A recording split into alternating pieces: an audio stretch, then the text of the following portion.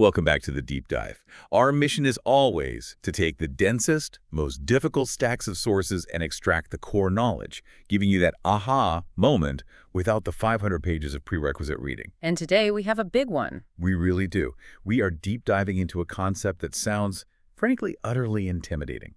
It's called the Extra Calvinisticum. It is arguably one of the most intellectually demanding and I think profoundly important doctrines in Christian history. It really defines the boundary between two major Protestant traditions. And it all comes down to this one cosmic question. It does.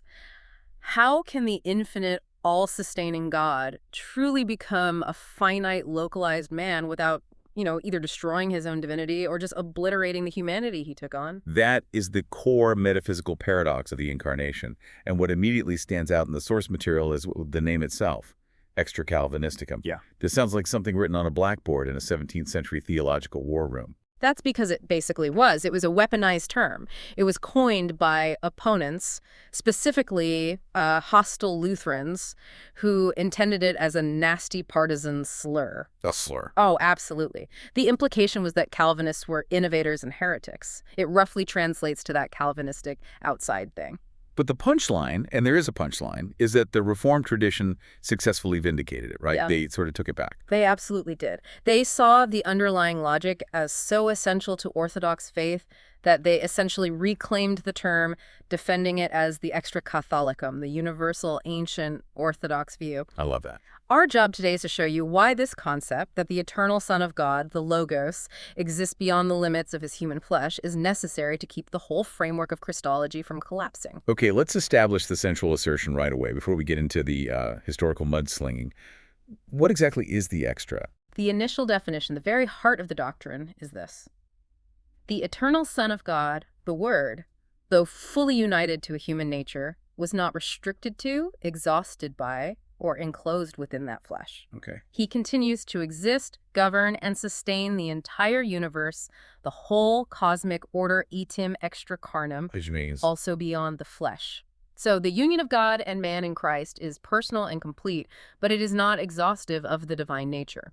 So the baby in the manger is simultaneously the power source for every galaxy. That's it. And that fact is preserved by the extra. Exactly. It protects the integrity of both natures.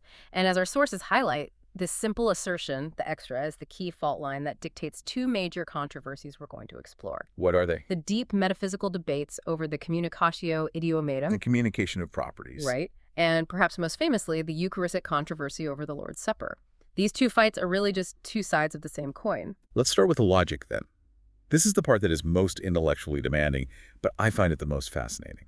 The entire debate boils down to a question that seems, on the surface, almost ridiculous. It does. If the Son of God is united to a physical body, why does that body not instantly become infinite?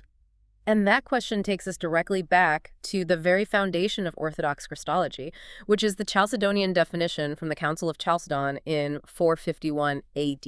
The bedrock. It's the bedrock.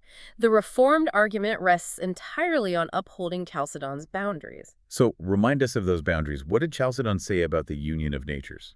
Well, Chalcedon affirmed that Christ is one person who exists in two natures, divine and human. And crucially, these natures are united without confusion, without change, without division, without separation. Those four withouts. Those four withouts. The extra is simply the mechanism required to safeguard them. I see.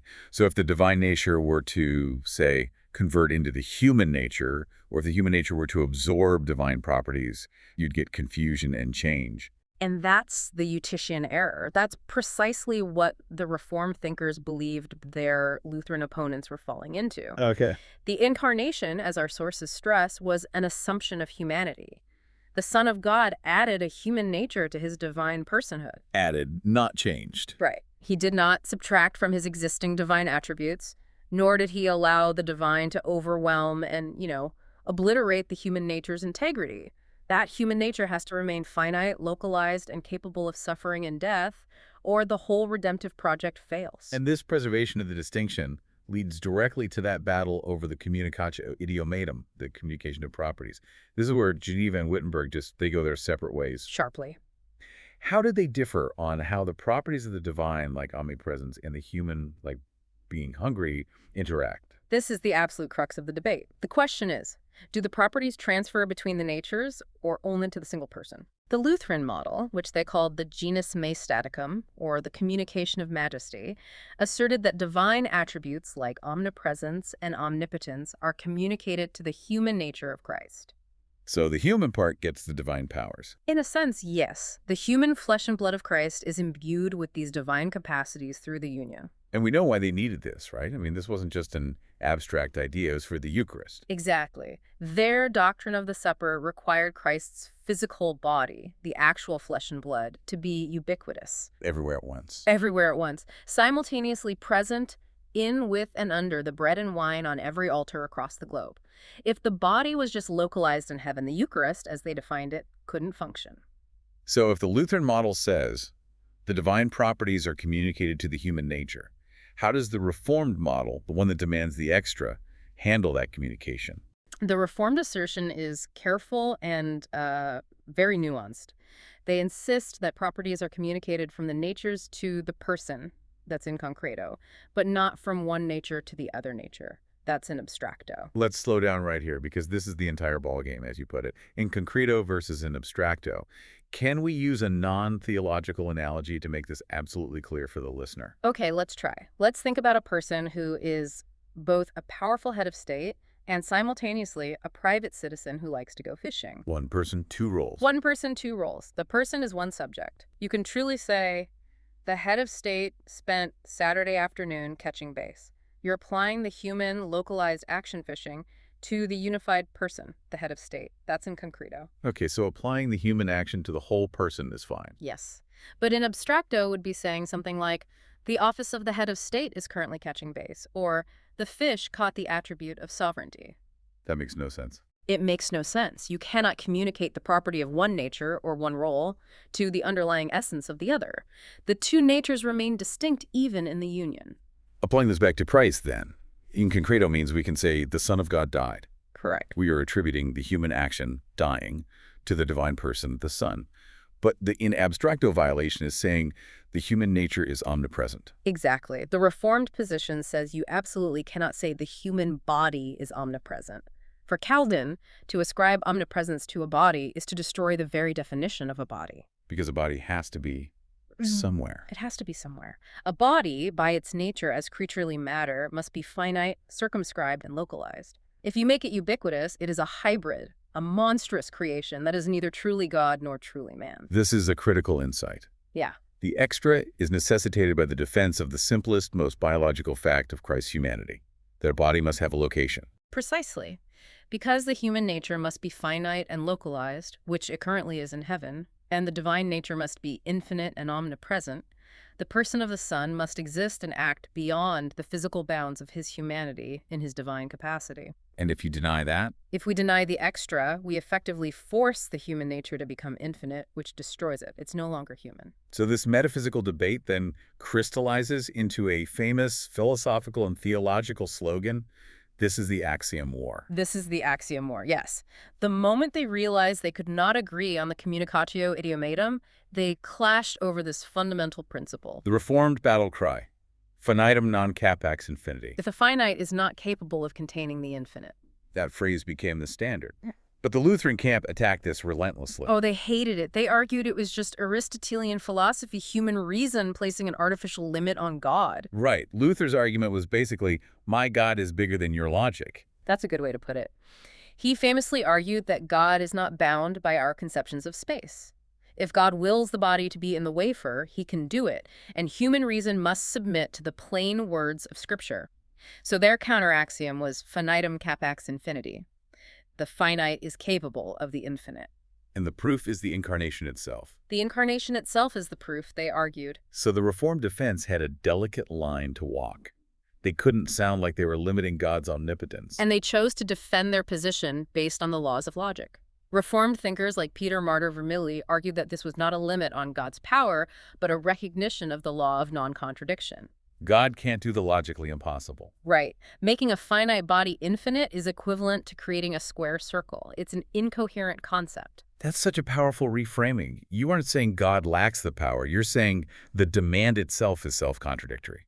And this wasn't just abstract philosophy. The soteriological stakes, the stakes for salvation, were enormous. If Christ's human nature assumes infinity, Vermigli warned, it ceases to be consubstantial with us. It ceases to be true human flesh. He's no longer one of us. He's no longer our brother. And if the one who pays the penalty for human sin is not truly a human brother, if his nature is corrupted into some divine human hybrid, then the connection necessary for the atonement is severed. Salvation itself is voided. The extra is a redemptive necessity. Wow. Okay, so if the extra protects the integrity of the human nature, it must also protect the integrity of the divine nature.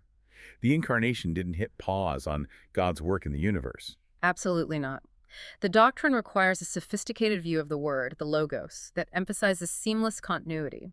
We distinguish between the Logos and Sarkos, the Word without flesh, pre-incarnate, and the Logos and Sarkos.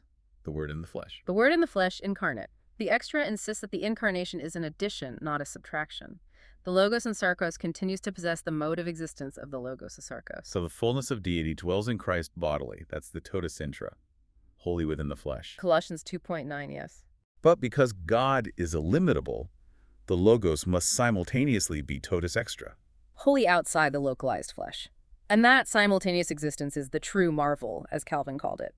He captures the impossibility of this with a quote from the Institutes that our sources highlight. What does he say?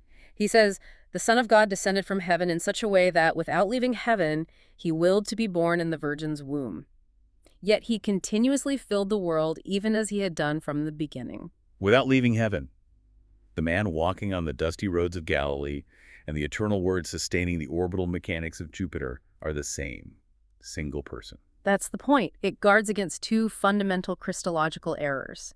If you deny the totus intra, you get Nestorianism, you split Christ. If you deny the totus extra, you get either kenoticism. The Son emptied himself of divinity. Yes, which means the cosmos stopped being sustained while he was a baby, which is a problem. Or you get Eutychianism, where the humanity was swallowed up, meaning the body is no longer truly human. So the extra maintains the balance. He is fully human, and simultaneously, his divine nature is not imprisoned by his humanity. That sets the necessary logical framework. Now we move into the history. And it's important to remember, this doctrine wasn't born out of purely abstract logic. It was hammered out in the messy, intense theological wars of the 16th century. Correct. The theological concept is ancient, but the specific term Extra Calvinisticum is a direct product of the fierce inter-Protestant conflict, a targeted, deliberate slur. So who fired the first shot with this specific label? The specific phrase, elude ipsum extra Calvinisticum, originated with a Lutheran theologian named Theodor Thum at Tübingen in the early 17th century. And what was the goal behind labeling it a Calvinistic extra? It was about marginalization. The intent was to frame the doctrine as a sectarian innovation, something new, something alien to universal tradition, and crucially to paint it as Nestorian. The same old charge. The same old charge. The argument went, if the Word is extra carnem, outside the flesh, then the Word and the flesh are separated. They argued the Reformed taught a double Christ, where the divinity was just a coat worn by the humanity, not a genuine personal union. But the Reformed tradition just took the insult and made it a badge of honor. That's exactly what happened. They recognized that the logic was necessary for orthodoxy. So later Reformed systematicians, like Francis Turretin, they didn't shy away. They included the Extra Calvinisticum as a standard, positive heading in their dogmatics. A way of signaling this was non-negotiable. It was non-negotiable for their understanding of the person of Christ and his continuing governance of the world. We can't talk about the extra without going back to the foundational Eucharistic fight at the Marburg Colloquy in 1529. I mean, this is the moment the Protestant movement just splinters. It was the defining moment. Luther and Zwingli famously agreed on 14 of the 15 articles, but they shattered over the Lord's Supper. Specifically, Luther's insistence on the literal interpretation of hoc est corpus meum. This is my body. This is my body. He wrote it on the table. He would not budge. And Zwingli's refusal rested entirely on the necessity of Christ's localized body. Yes. Zwingli argued that Christ's human body is localized in heaven, at the right hand of the Father, and therefore cannot be physically present in the bread on earth. So his formulation was the proto-form of the extra. It was. He said, Christ is present by his divinity, but absent by his humanity. He understood that humanity, by definition, requires place. That simple distinction, divine presence versus human absence, became the seed that Calvin would later systematize into the full-blown extra logic, giving it the deep metaphysical foundation we just explored. Exactly. But the real heat, the fire that forged the formal doctrine, came a few decades later in the clash between John Calvin and Joachim Westphal. Oh, this was the Second Sacramental War, and it was brutal. It was personal. It was personal and deeply political. The provocation was the Consensus Tigurinus in 1549, which unified the Swiss churches and explicitly rejected the idea that Christ's body was locally present in the elements of the supper. For Westphal, a staunch Gnesio-Lutheran, this was an open declaration of war. And Westphal responded with his famous attack, the farrago, the hodgepodge of confused opinions, in 1552. His central charge was, once again, Nestorianism. Westphal believed that if the Word gives us life through the flesh, that flesh must be present.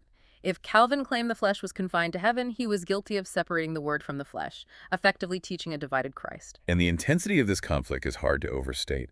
Our sources note Westphal referred to Calvin as a mad dog. He did. And he leveraged this theological war to create real-world political havoc, denying asylum to reformed refugees fleeing persecution. This was a battle over life and death, not just Latin phrases. And Calvin had to respond decisively in his Defensio works. His response was not just theological, it was a devastating critique of the logical consequences of Lutheran ubiquity, powered entirely by the extra. How did Calvin use the extra logic to counter Westphal's charges? First, he refuted ubiquity by arguing that if Christ's body is everywhere, it ceases to be a true human body. It becomes a docetic Christ, a phantom, without essential properties like circumscription or limitation. A ghost body. A ghost body. And he used the ascension as his proof. If the body is truly everywhere, why did the disciples stand gazing up into heaven?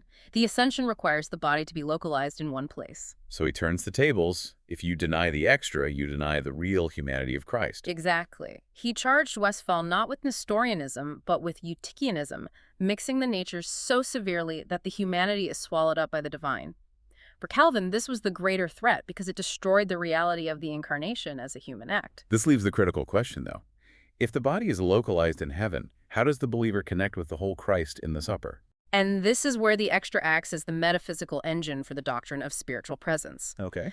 Calvin argues that the distance is bridged not by the descent of the body to us, which is impossible due to the body's finitude, but by the omnipotent power of the Holy Spirit lifting us up. We go to him, he doesn't come to us. In a spiritual sense, yes. The Logos, which is extra carnem, empowers the sacrament through its omnipresent divinity, and the Spirit unites us to the totus Christus, the whole Christ, who is seated in heaven. It's a comprehensive theological system. It is. The extra allows the Logos to remain fully present on earth to govern the supper, while the humanity remains fully localized in heaven to intercede. It solves the problem of distance. So now we circle back to the slur. The Reformed defense rested on proving that the extra was not a novelty from Calvin, but the necessary extra Catholicum, a defense of ancient orthodoxy. They had to show their work. They had to demonstrate the patristic pedigree. And the most important piece of evidence they leveraged came from the monumental figure of Augustine. Without Augustine, the extra defense would have been much, much harder. The Reformed argument heavily utilized Augustine's letter 187 to Dardanus, known simply as On the Presence of God. And what was the distinction Augustine provided? He carefully distinguished between Christ's presence according to the presence of divinity, which is everywhere, and his presence according to the measure of the body, which is localized. So even Augustine saw this necessary division. He saw the necessary limits of creaturely matter, and this leads to the quote that became the anti-ubiquity bedrock. The one that challenges the very idea of a body being everywhere at once. It's the critical text for the entire debate, Augustine stated. Take away the spaces of places from bodies, and they will be nowhere. And because they will be nowhere, they will not be. Wow, so if you strip a body of its spatial limitation, its locality, you destroy its very existence. A body must occupy space to be a body. Precisely. So if the Lutheran position requires a body to be illocal or ubiquitous, Augustine is saying that entity, whatever it is not a body. And by citing this constantly, Reformed theologians showed they weren't relying on modern philosophy, but on the wisdom of the most towering figure of the Western Church. Exactly. The extra protects the truth of the body, which Augustine was determined to safeguard. The irony here is delicious. Calvin was accused of being Nestorian, yet the primary opponent of Nestorius, Cyril of Alexandria, use the very same logic as the extra. Yes, theologians call this pattern the Extra Cyrillicum. Cyril was fighting tooth and nail to maintain the unity of Christ's person against Nestorius. But in asserting that unity, he still had to account for the cosmic reality of the Logos. How did he articulate the asymmetry of the natures without separating them? In his third epistle to Nestorius, Cyril writes that the Word, while being visible and a child in swaddling clothes and lying in the bosom of his virgin mother, was simultaneously filling all creation as God. He's in the manger and filling the universe. That's the extra logic in perfect operation centuries before the Reformation. It confirms that the extra is a Chalcedonian mechanism.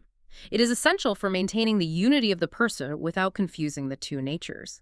It shows that the Word can fully appropriate the limitations of the human nature without being metaphysically limited by them in his divine essence. And we can trace this idea even further back to Athanasius. Athanasius, in On the Incarnation, provides one of the most accessible analogies for the extra. He states, "The Word was not hedged in by his body, nor did his presence in the body prevent his being present elsewhere as well. But rather, he himself gave life to the body while yet sustaining the life of the universe." And he used the analogy of the sun. Which is a perfect fit. It is. The sun is illuminating a specific point on Earth, shining brightly into one window, but it is not physically confined by that window, nor does it cease to illuminate the rest of the solar system. So if the Word is truly God, he cannot be contained. If he is contained, he is not God. The patristic evidence firmly established the extra as the protection of classical theism in the face of the Incarnation. And building on this powerful patristic defense, Calvin transformed the extra from just a defensive move into a cornerstone of piety and worship. He elevated it to a mirificum, a marvelous thing. When he discusses the Incarnation in the Institutes, he emphasizes that the Logos, in descending, did not empty himself. He maintains that while the Son was born in the womb, he continuously filled the world. It highlights the supreme power required to take on limitation without actually becoming limited. And its function for salvation is paramount. For Christ to be an effective mediator, he must bridge the gap between God and man. The extra is the only way to ensure he has true humanity, a finite, localized body like ours, to truly suffer and die as a man. And true divinity. On true divinity, infinite, omnipresent, to give that sacrifice infinite worth and to sustain the human nature through the crucifixion. Without the extra, the sacrifice is either finite, which isn't enough, or offered by a superhuman who isn't really our kin. The journey through the metaphysical and historical debates shows us why this was necessary for the theologians. But how did this intensely technical, abstract doctrine move into the realm of everyday believers in pastoral comfort? This is the genius of the Reformation catechisms. They took the conclusions of these massive, contentious debates and distilled them into practical assurance. The Heidelberg Catechism of 1563 is the primary example of the extra being pastoralized. And the Catechism places this discussion right after the Ascension in questions 47 and 48.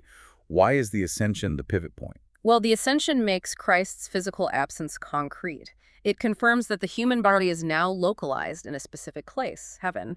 So the question becomes, if Christ's body is in heaven, how can he still be with us? The extra answers this. So what does it say? Question 47 establishes the necessary distinction of presence. Christ is absent by his human body, but he is present by his Godhead, majesty, grace, and spirit. The comfort there is immediate.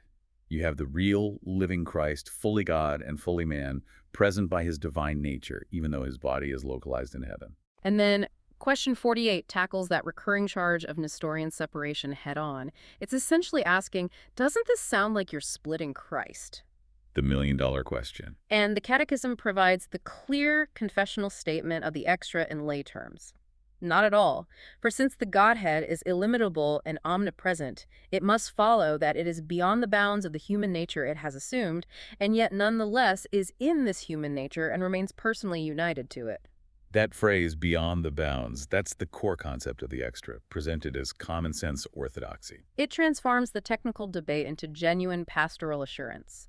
It ensures that the believer, regardless of where they are, knows that Christ's divine, all-powerful presence is with them, comforting them, sustaining them, all while his perfected human body remains safe in heaven, interceding on their behalf. It's a profound double assurance. It is, and it's rooted in the Logos transcendence. This technical distinction has massive consequences for how we approach God and how we worship. Let's start with the integrity of created reality itself. By insisting that Christ's human nature remains finite and localized, the extra validates finitude as a good created reality. It prevents the deification of creation itself.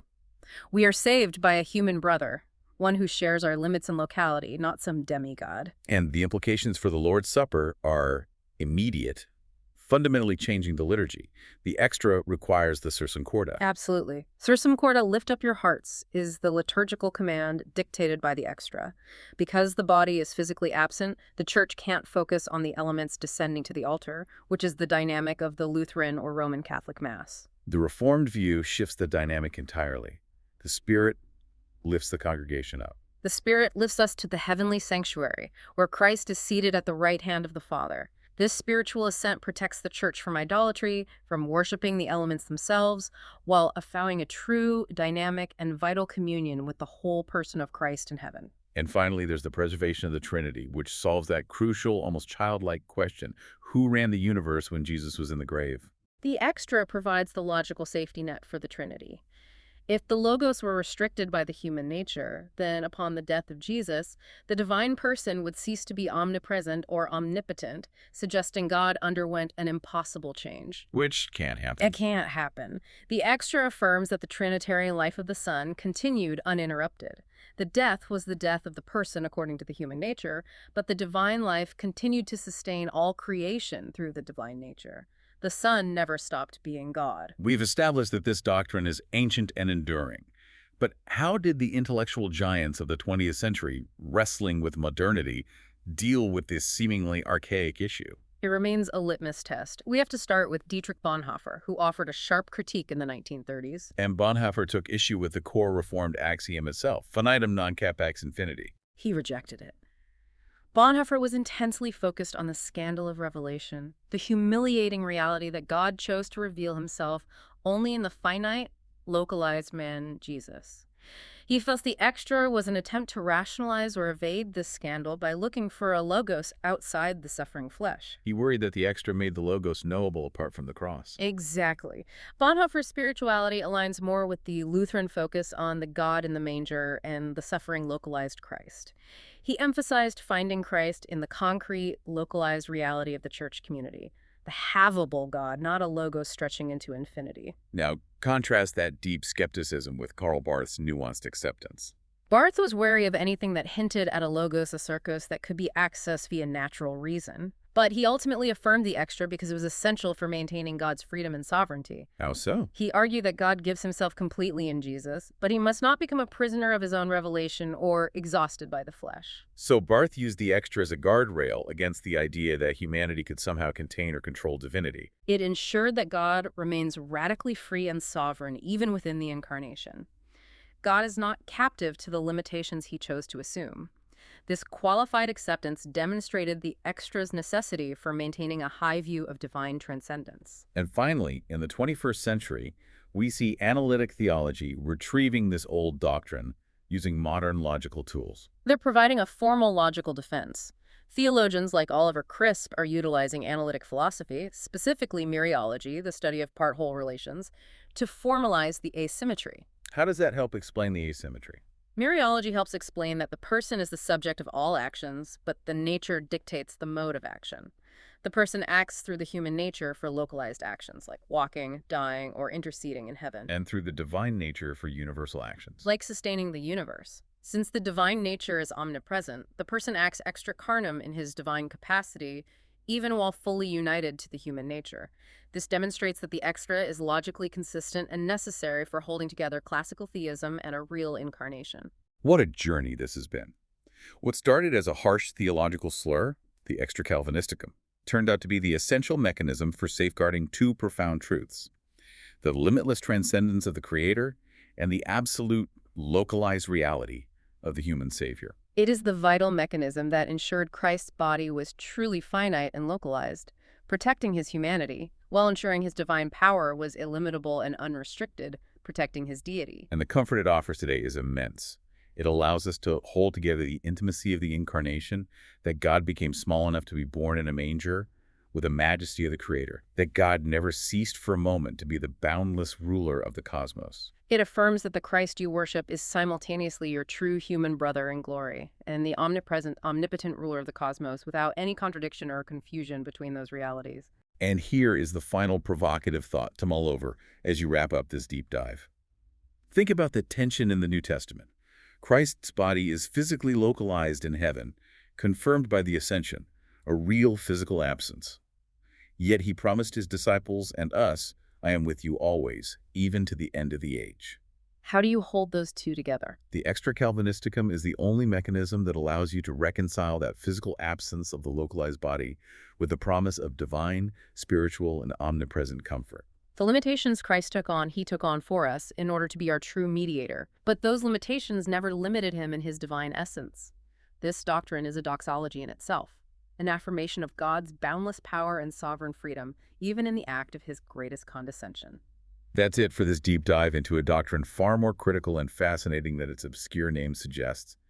We hope you gained a few essential insights into why these seemingly archaic theological wars fundamentally shape our faith today. We'll see you next time.